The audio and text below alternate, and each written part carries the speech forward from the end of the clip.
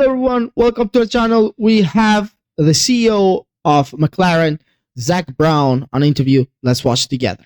Controlled manner, and the stewards have judged that wasn't the case, right? Zak Brown joins us now. Zak, well, let's get straight into it. Do you feel that was unlucky, or could you have done anything different? And did it come down to that incident on the first lap between your two drivers? I mean, those will be all the things that we review tonight and then more thoroughly next week. I think Ferrari, hats off to them.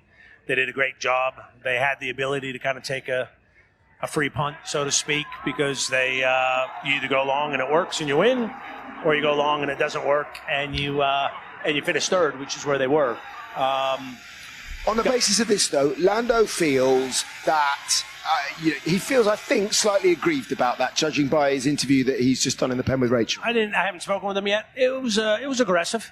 It was an aggressive move, but I've not spoken with him yet. And, we'll talk about that. I thought their start was great, and that was kind of what we'd discussed, kind of get behind the other and fan out to make sure no one else can get by. But I think Lando was probably caught by surprise with that move, thinking let's just tuck into a 1-2 and see if we can pull a bit of a gap. So it is something that we'll discuss internally. You just said so. It was agreed that one guy would fan out to protect, but are you saying that maybe Oscar went beyond the agreement or something? No, that was going into turn one. Fine. Into turn one. But Zach, isn't it time to introduce a little bit of team orders, let's call it that way, into the papaya rules, as we've learned?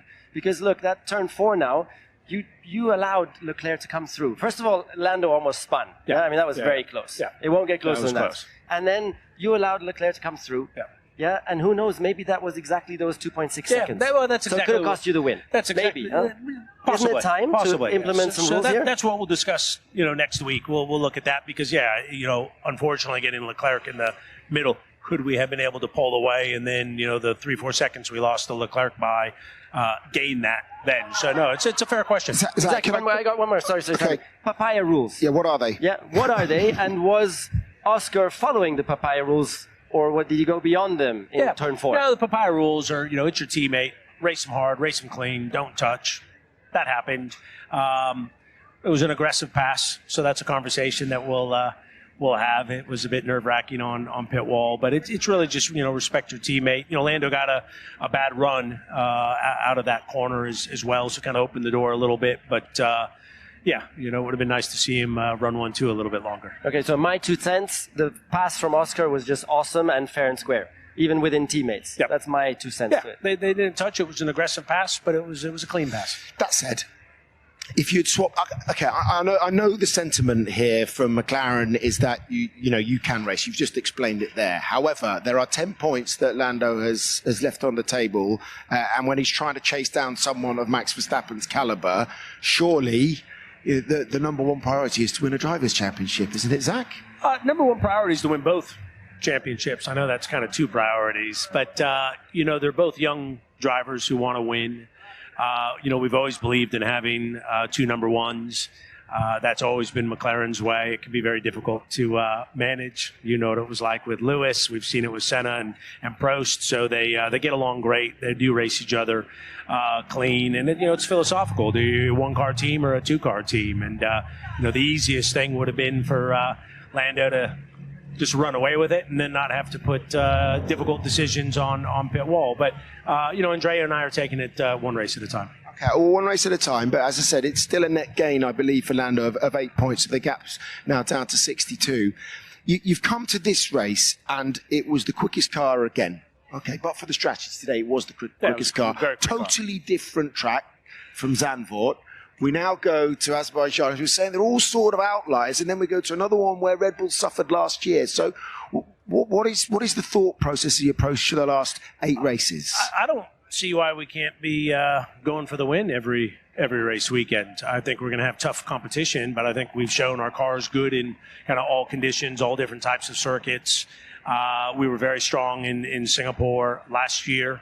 Baku's always a bit of a crazy race, but we're going to show up every weekend trying to go for pole, trying to go for a front row lockout, trying to win. I'm sure it won't quite work like that for the next 8 races, but the competition's tough. I think what we have is a 3-way race for the Constructors' Championship, because Ferrari's 30 points behind, but look at them today. It was them and us. So I think it's exciting to see what happens. It's good Formula One right now, isn't it? Formula One's amazing right now. How is it when you're in the thick of it? Even better? Or even more nerve-wracking and sometimes disappointing? It's a bit of both. When you start first and second, you kind of, just think about where we were at the start of 23, and here we are, second and third, a little bit of a sting, of course, but I think we need to look and go, that's 12 podiums in a row, and we're 8-9 points out of the Constructors' Championship. Lando closed the gap, so not a bad result. Can I ask one more thing? How destabilized do you think Red Bull is at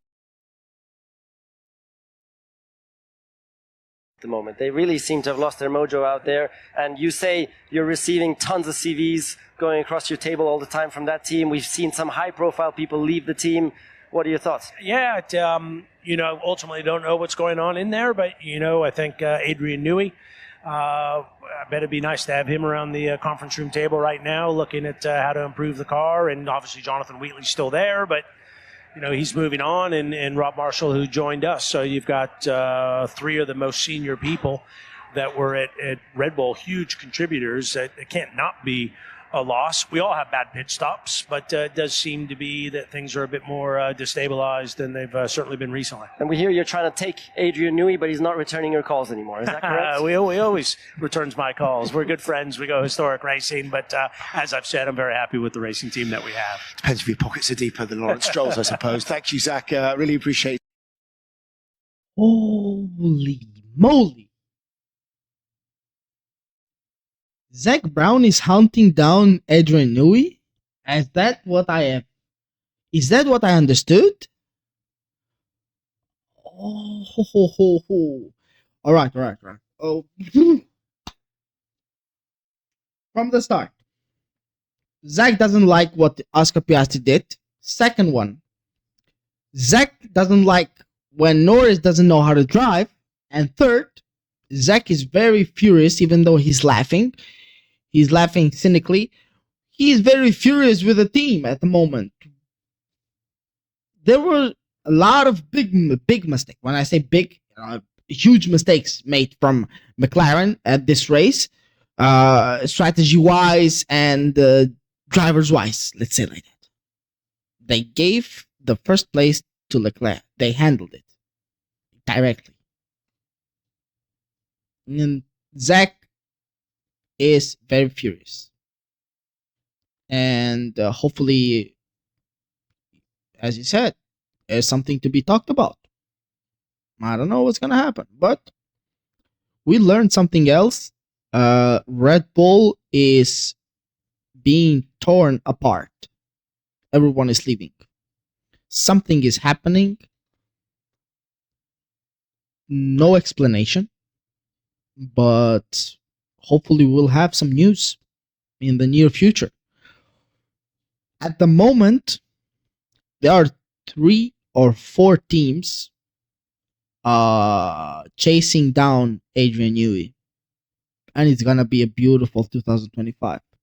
Oh my God. It's going to be a beautiful 2025. I hope Newey goes to Ferrari.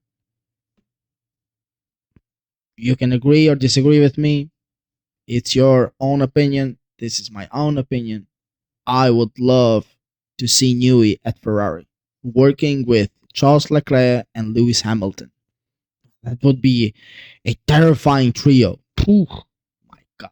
Thank you everyone for watching this video with us. Please don't forget to like and subscribe our channel. If you have something to add up, comment down below, and I'll see you in the next one. Ciao.